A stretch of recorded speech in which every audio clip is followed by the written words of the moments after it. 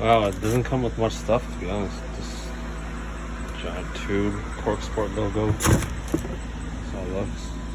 Honestly, it doesn't really come with much stuff. It looks pretty easy. Here, this is how it looks. The whole old air intake.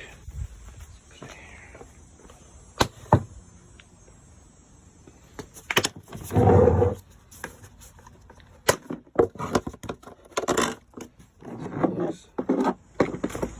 All right, I'm done with the Cork Sport.